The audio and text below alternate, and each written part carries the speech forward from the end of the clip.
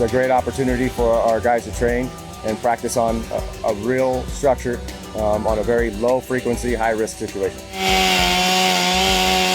For our younger guys to be able to cut on this roof and practice and see how hard it is to perform vertical ventilation on a commercial structure it's a great opportunity for them to be better at their jobs.